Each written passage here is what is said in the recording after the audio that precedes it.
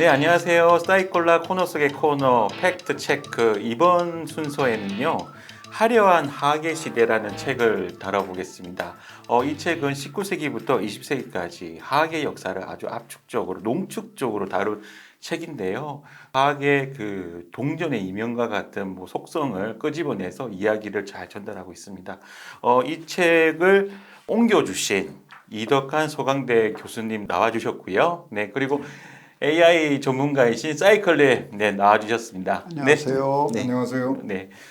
이덕한 교수님은 잠깐 설명을 드리자면 우리나라의 과학 커뮤니케이터라는 그런 단어를 만드시면서 과학 문화 저변 확산에 노력을 하고 계시고 그 노력의 일환으로 제가 찾아보니까 논문과 칼럼을 이제까지 쓰셨던 게 거의 3천여 편에 달할 정도로 야, 이거 뭐 일반 그 필드에 있는 기자들도 이 정도 쓸 수는 없을 거라는 생각이 들 정도입니다. 네, 여러 가지 과학 훈장도 많이 받으셨고 지금은 탄소학회에서 지금 활동을 또 하고 계십니다. 교수님 안녕하십니까? 예, 안녕하세요. 네. 화려한 과학의 시대 이 처음부터 이게 뭔가 화려하다라는 게 들어가니까 이 책을 한번 더 보게 되는데 이 화려한이라고 제목을 뽑으신 특별한 이유가 있으실까요? 예, 이 책의 원래 제목은 케미컬 에이지입니다. 그냥 아주 무미건조하게 화학의 시대인데, 제가 이걸 번역을 하면서 우리 사회의 화학을 좀 제대로 소개해보는 기회를 만들자 해서 한참 고민을 하다가 앞에다가 화려한이라는 말을 집어넣습니다. 사실 20세기가 사실은 여러 가지 의미를 가지고 있지만 그 중에서 가장 기반이 되는 기술 중에 하나가 화학 기술입니다. 그런데 그 화학 기술이 특히 우리 사회에서는 굉장히 심하게 잘못 제시가 되어 있고 오해가 굉장히 많은 그런 기술로 인식이 되고 있어서 그걸 좀 바꾸는 시도를 한번 해보자. 이렇게 해서 화려한 화학의 시대라는 제목을 붙이게 됐습니다. 사실 화학과 관련된 여러 가지 이슈들이 많이 터졌던 사건들이 많았습니다. 뭐 가습기 살균제부터 해서 최근에 요소수까지 여러 가지 화학과 무관하지 않은 일이 없다고 할 정도인데요. 사이클님, 이 책을 일단 보시면서 총평과 같이 한번 들어가 볼까 하는데요. 네. 지금 이 교수님이 설명해 주셨듯이 이 책은 이제 주로 우리가 화학사를 따지면 굉장히 길겠지만 저자는 1845년에서 1964년, 그러니까 말씀하셨듯이 19세기 중반에서 20세기 중반까지죠.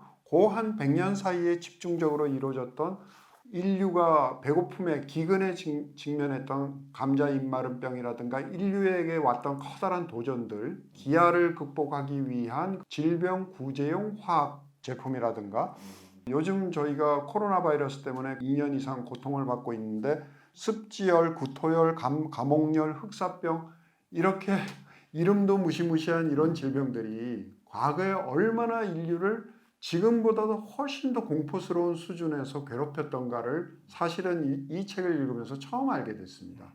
나중에 얘기가 나오겠지만 이 병을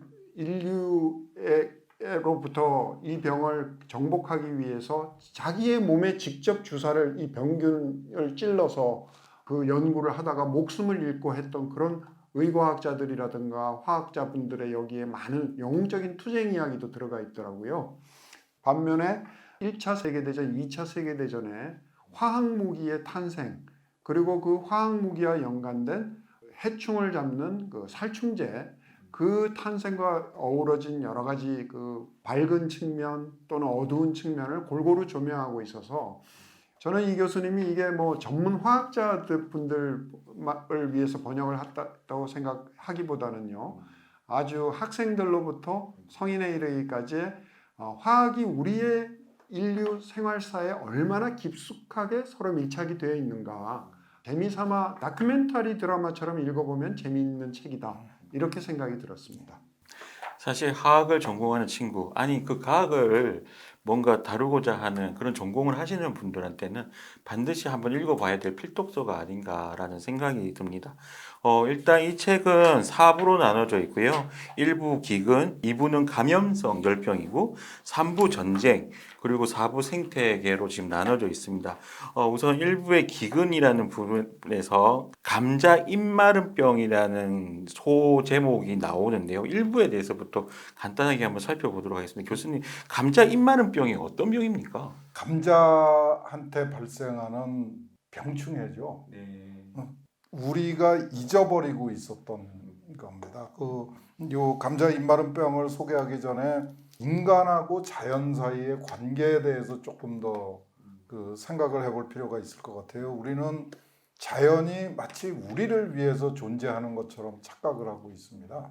자연은 우리한테 포근하고 안락한 보금자리가 되어주기 위해서 존재하는 거고, 자연은 깨끗하고 아름다운 곳이다, 이렇게 인식을 하고 있죠. 근데 사실은 그 지구의 자연, 우리가 살고 있는 지구의 자연은 굉장히 복잡하게 서로 엉켜 있는 생태계가 공존하는 곳입니다. 근데 이 생태계라는 말을 자연에 대해서 우리가 긍정적인 인식을 가지고 있는 것처럼 생태계에 대해서도 너무 긍정적인 측면만 바라보고 있어요. 예를 들어서 과학기술계에서도 뭐 생태계를 만들어야 된다, 이런 정책들이 막 정말 쏟아져 나오고 그렇죠. 있죠. 근데 사실 자연이나 생태계의 그 내부는 굉장히 치열한 생존 경쟁이 일어나고 있는 곳입니다. 이 감자 입마름병이라는 것도 참 당혹스러운 건데요. 곰팡이에 의해서 생기는 농작물의 질병입니다. 네. 감자는 원래 그 자연산 야생 감자가 있어요. 근데 야생 감자는 그냥 먹으면 배탈이 납니다. 거기에 솔라닌이라는 독성 물질이 들어있는데, 이 솔라닌은 감자가 자신의 생존을 위해서 만드는 독성 물질입니다. 감자를 공격하는 박테리아나 바이러스나 또는 곰팡이를 죽여서 없애기 위해서 생산을 하는 물질인데, 이 솔라닌을 만들어내는 감자는 사람이 식용으로 쓸 수가 없어요. 근데 남미에 살고 있던 옛날 사람들이 이 감자를 육종을 해가지고 유전자를 변형을 시켜가지고 솔라닌을 만들어내지 못하도록 만드는 방법을 개발을 했습니다. 이거만 해도 정말 책이 몇 권이 나올 수 있는 대단한 이야기인데요. 줄여서 말씀을 드리자고 하면은, 지금 우리가 재배하는 농작물로 재배하는 감자는 솔라닌을 만들지 못합니다. 그러니까 이 감자는 야생에 있는 박테리아나 바이러스나 곰팡이에 대해서 아주 취약한 상태죠. 그런 상태로 우리 소위 말해서 작물화가 되어 있는 겁니다. 근데 그렇게 되니까 이제 병충해에 굉장히 취약한 생물 종이 되어버렸죠. 그래서 인간이 적극적으로 보호해주지 않으면은 이건 더 이상 생존이 불가능한 상태로 만들어버린 겁니다. 우리가 인간의 식량으로 쓰기 위해서 그 유전자를 변형시켜서 이렇게 만들었는데, 이 감자는 어디에서나 잘 자랍니다. 그래서 구황식물이라고 알려져 있죠. 근데 이게 이제 아일랜드가 영국의 북쪽에 있는 조그만 섬인데 굉장히 토지가 척박합니다. 지금도 마찬가지입니다. 그래서 거기서 자라는 농작물이 거의 없는데 감자만 아주 잘 자랐어요. 그래서 그 아일랜드 사람들이 한 15, 16세기부터 이 감자를 주식으로 해서 살아왔었습니다. 근데 이 18세기 중후반에 갑자기 그냥 전염병이 확 돌아가지고, 이게 입마름병이라는 게 어떤 건가 하면은, 농사를 잘 지어서 이제 수확을 하기 직전에 이제 감자가 올해 농사가 잘 됐구나 그러는데, 어느 날 갑자기 그냥 잎이 누렇게 말라 죽어버리는 겁니다. 그냥 말라서 죽는 게 아니라 막 썩어서 죽는 거예요. 그러니까 냄새도 아주 고약하고, 입마름병이 번진 지역에는 사람이 지나다닐 수 없을 정도로 아주 흉측한 냄새가 나고, 감자는 한 톨도 못 캐는 그런 상황이 됩니다. 그래서 이 1850년경에 이 아일랜드가 지속적으로 이 입마름병이 한 4, 5년 동안 계속 반복적으로 발생을 해서 그때 기록에 따르면 한 100만 명 정도가 사망을 했고 19세기에 100만 명 정도가 고향을 떠나서 그 대부분이 이제 그때 신대륙으로 갔죠. 그래서 지금 미국에 살고 있는 소위 아이리시 아메리칸이라고 하는 사람들이 거의 대부분이 이 감자 기근, 이걸 감자 대기근이라고 그러는데요. 이 대기근 때 정말 생존을 위해서 바다를 건너갔던 사람들입니다. 근데 이거를 원인도 모르고 대처 방법도 없고 그냥 속절없이 감자도 죽어버리고 거기에 의존해서 살고 있던 아일랜드 사람들도 목숨을 버릴 수밖에 없는 아주 황당무계한 상황이었었는데 그때 이제 농약이라는 거를 처음 개발했죠. 그때는 뭐 아주 간단한 농약인데 보르도 액이라고 하는 거를 개발을 해가지고 그걸 뿌리면은 감자 잎마르병이 싹 없어집니다. 아주 정말 기적처럼 없어집니다. 요게 이제 인류가 소위 말해서 농약이라는 거를 본격적으로 사용하기 시작한 시초라고 알려져 있습니다. 농약의 시작이 보르도였군요. 네. 이 보르도가 무슨 특별한 뜻이 있습니까? 그 프랑스의 보르도 지방에 포도나무에 생기는 병을 그 치료하기 위해서 쓰던 농약이에요. 농약인데 그거를 좀 개량을 해가지고 감자에다가 뿌렸더니 아주 특효가 있었던 거죠. 그래서 이제 그걸 보르도액이라고 부르기 시작했습니다. 저희가 그 전편에서 음식의 모험가들이라는 네, 책을 아무래도, 다뤘었는데 네. 연장선에 있는 것 같습니다. 저도 같은 생각을 했습니다. 교수님이 지금 사람이 키우고 있는 식물, 심지어 우리가 가축이라고 부르는 동물들도 전부 다 인간의 식량 생산에 맞춤형으로 개량을 시킨 것이기 때문에 자연의 그 상태로 존재하는 야생과 달리 상당 부분 취약하고 인간의 돌봄을 요구한다. 이 부분이 저는 굉장히 머리에 인상적인데요. 지난번에 저희들이 읽었던 21세기의 식량 그 자원을 해결하기 위한 책에서는 단작이라는 말을 쓰더라고요. 싱글 크로핑인데요. 한 가지 작물만을 대량으로 재배하는 지금의 어떤 상업 농업을 얘기하는 말인데요. 흔히 인류가 가장 많이 먹는 서구의 밀이라든가 동양의 쌀 같은 것도 자연에는 수백 수천 종이 있었는데 그 중에서 인류가 키우기 가장 편한 종류 쪽으로 육종을 하든지 해서 점점 줄여서 현재 상업적으로 재배되고 있는 밀의 종류는 그저 손가락으로 꼽을 정도. 벼도 마찬가지고 가축도 마찬가지다. 사람이 그런 특정 목적을 위해서 인간용으로 만들어낸 식물 동물인 경우에는 결국은 인간이 자기를 위해서 개량을 했기 때문에 끊임없이 또 거기에 대해서 AS까지 해줘야 되는 그런 어떤 상황이 아이러니처럼 느껴집니다. 그 뭐 유발 하라리 같은 사람은 이런 주장도 하죠. 우리는 우리가 벼를 키우고 밀을 키운다고 생각을 하는데 사실 실제 상황을 들여다보면 벼나 밀이 우리를 가지고 지배하고 있는 거라는 사람을 이야기. 숙주로 생각하는 우리가 이제 그 농사를 짓고 가축을 기르기 시작한 게 한 12,000년 정도 됐습니다. 네. 인간이 지구상에 출현한 거는 한 600만 년 정도 됐고 오스트랄로피테쿠스라고 그랬죠. 그냥 원숭이에 더 가까운 종이었었는데 말을 하고 지금 현재의 인간하고 비슷한 상태가 된 거는 한 5, 6만 년 전부터 호모 사피엔스라고 이름 붙일 수 있는 인간이 존재했다고 그래요. 그때는 이제 수렵 채취 생활이라고 해서 그야말로 짐승처럼 살았던 시기고요. 이제 농사를 짓고 가축을 기르기 시작한 게 12,000년 전부터였는데 그 농경 목축의 가장 중요한 기술은 원하는 그 식물, 원하는 동물을 가져다가 내가 원하는 특징, 밥맛이 좋다거나 고기 맛이 좋다거나 우리한테 익숙한 말로는 품종을 개량했다고 그러고요. 좀 더 진실에 가까운 말은 유전자를 조작을 한 겁니다. 육종이라는 기술을 사용해서 유전자를 조작을 했는데 그렇게 해서 12,000년 동안 인류가 생존을 한 거죠. 그런 생존 방식이 완벽한 것이었느냐? 그렇지는 않았습니다.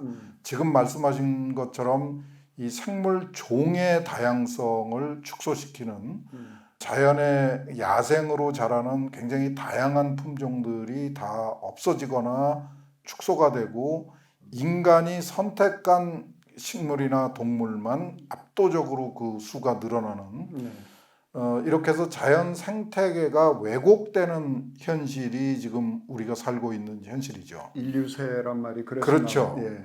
그게 이제 지금 12,000년 동안 그렇게 됐는데 그 성과는 대단한 겁니다. 우리 20세기가 시작될 적에 지구상의 인구는 16억이었습니다. 근데 지금은 79억, 80억에 가까이 되고요. 20세기 초에 인간의 그 평균 수명은 30대 초반이었습니다. 지금은 70대가 넘었고 우리나라는 80대가 지금 뭐 100세 시대를 얘기하고 있거든요. 이게 정상이냐? 그런 질문들을 굉장히 많이 하죠. 근데 정상 아니죠. 우리가 우리 자신의 생존을 위해서 우리 자신의 번영을 위해서 이런 상황을 만드는 거죠. 근데 이런 상황을 만들 수 있는 능력을 가진 생명체는 인간밖에 없는 거죠. 네. 이 상황을 언제까지 끌고 갈 수 있느냐? 이건 아무도 답을 못 합니다. 예를 들어서 19세기에 그 유명한 경제학자가 있었죠. 인구론을 쓴 멜서스는 이렇게 주장을 했습니다. 인구는 기하급수적으로 늘어나는데 식량 생산은 산술급수적으로 늘어나고 있다. 이 상황이 계속되면 결국에는 인류가 멸망할 수밖에 없다. 그래서 소위 말해서 품종이 나쁜 사람들, 그러니까 공부를 못하거나 뭐 체격이 별로 안 좋거나 뭐 질병이 있거나 뭐 이런 사람들은 다 싹을 잘라줘서 인구를 통제를 해야 된다. 이런 주장을 했었어요. 그런데 20세기가 시작되면서 상황이 전혀 달라졌습니다. 우리가 흔히 얘기 안 하는데 가장 중요했던 핵심적인 기술 중에 하나가 1910년에서 20년 사이에 이 책에도 나오는데 DDT. 그 프리츠 하버라는 사람이 암모니아를 합성하면서 암모니아 합성으로 요즘 이제 요소수 때문에 문제가 생겼잖아요. 요소를 생산하는 방법을 개발을 한 겁니다. 그게 화학 기술이 인류에 기여한 가장 크게 기여한 성과 중에 하나로 꼽히는 게 바로 그 질소 고정이라는 방법이거든요. 네.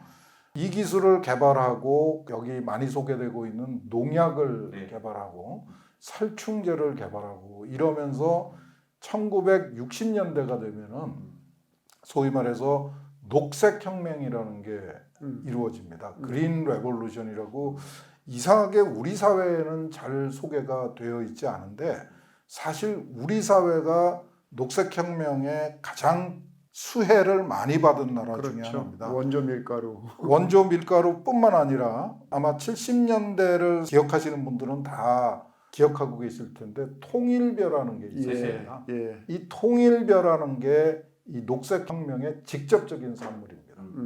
생산량이 많고 쓰러지지 않고 병충해에 강하고 벼 품종을 개발한 덕분에 우리가 그야말로 그 우리 역사상 거의 몇 번째 안 되는데 식량 작업, 쌀 작업을 성취했습니다.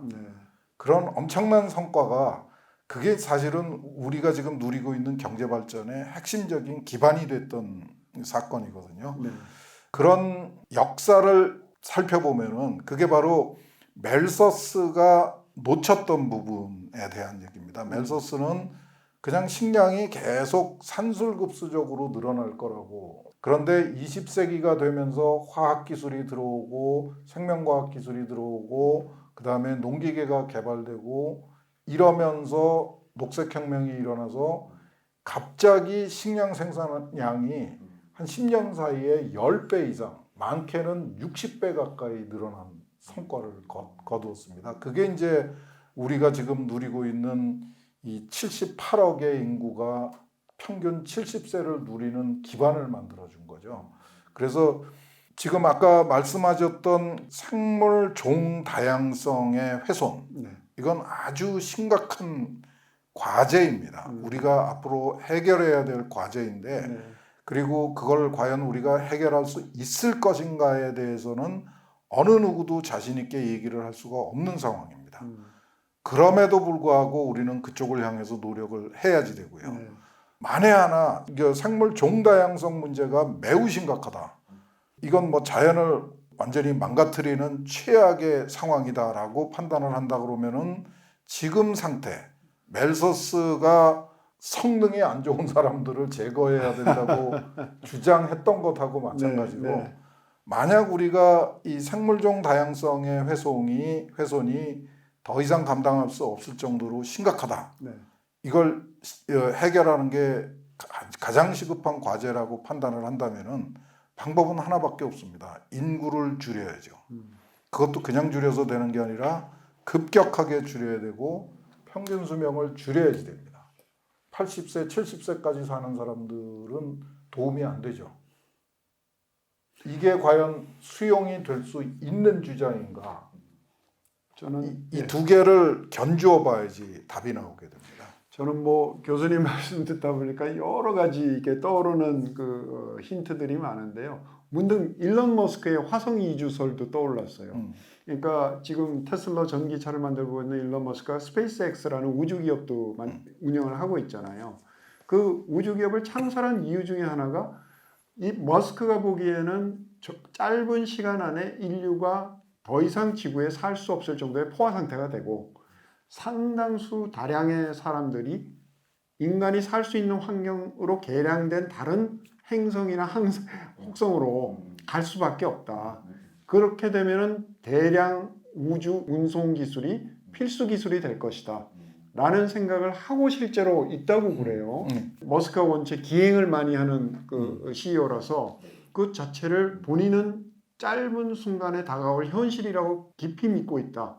이게 교수님 말씀 들으면 지금 12,000년간의 어떤 인류세 기간 동안에 인류가 지금 만들어 놓은 급격한 인구 팽창과 그리고 현재의 아주 소수의 상업농업, 상업 교류로 이루어진 이것이 일종의 거품 상태라는 생각이 들고 이게 더 이상 지속 가능하지 않으면은 언젠가는 빵 터질 텐데 빵 터지면은 교수님 말씀하신 옛날에 음울한 그 미래를 전망했던 멜더스의 예언대로 지구도 더 이상 견디지 못하고 붕괴하고 인류의 종말도 생각할 수 있는 어두운 미래도 인류가 염두에 둬야 되는 게 아닌가. 그 부분에 대해서 좀 몇 가지 말씀을 드려야 되겠는데 그 행성 이주설은 사실 일론 머스크의 작품이 아니라 네. 영국의 아주 유명한 물리학자가 있죠. 스티븐 호킹이라고요. 네. 좀 전신이 마비가 돼가지고 돌아가신 지 얼마 안 되시죠. 그 스티븐 호킹의 주장이었습니다. 지구는 이제 조만간에 포화가 될 거다. 그러면 지구에서 우리가 더 이상 생존하는 거는 어려울 수도 있으니까 그때를 위해서 그 준비를 미리부터 해야 된다 하는 거를 지금 일론 머스크가 실행을 하고 실행에 옮기겠다고 지금 노력을 하고 있는 건데 멜서스의 경험에서 우리가 뭔가 좀 교훈을 얻을 게 있습니다. 네. 멜서스 시대, 그러니까 19세기 중엽의 기술 수준에서는 멜서스가 아주 나쁜 의도로 그런 얘기를 했던 거는 아니고요. 우주행학적 선별이라는 거죠. 그 당시의 기술 수준으로서는 그렇게밖에 예언할 수 없었던 겁니다. 그러니까 현실을 분석할 적에 이건 도저히 모두가 함께 가는 거는 불가능하고 일부를 희생을 해야 되는데 그 일부를 어떻게 선택을 하고 어떻게 제거를 할 것인가 하는 것에 이제 과학을 동원하기로 얘기를 한 거죠. 근데 20세기가 들어오면서 아까 말씀드렸듯이 1910년, 20년에 하버라는 천재 화학자가 나타나서 녹색혁명. 그 식량 생산량을 급격히 증가시킬 수 있는 기술을 개발을 한 거죠. 그리고 이제 다른 화학자들이 살충제, 농약을 개발하고 육종 기술을 더 그 과학화하고 이게 핵심이 뭔가 하면 기술 혁신이라고 부르는 겁니다. 그러니까 지금 현재의 기술로 보면은 이제 지구는 완전히 78억의 인구, 70세의 평균 수명으로 완벽하게 포화 상태죠. 이제 더 이상의 길이 보이지 않는데 이거를 헤쳐나갈 수 있는 새로운 기술 혁신을 기대할 수밖에 없는 거죠. 우리가 반드시 성공할 거냐 아무도 보장할 수 없습니다. 그런데 반드시 실패할 거다라는 아무런 예언도 불가능한 거죠. 우리는 그냥 노력할 수 있을 뿐이고 노력해야만 한다는 게 지상 과제고요. 그 일론 머스크가 주장하는 화성 이주설도 그런 기술 혁신의 한 가지 방안 중에 하나인 거죠. 네. 미래를 전망할 적에 현재 기술로 미래를 보면은 언제나 종말론이 압도하게 됩니다. 언제나 인류의 미래는 암울할 수밖에 없어요. 그 이유는 굉장히 간단합니다.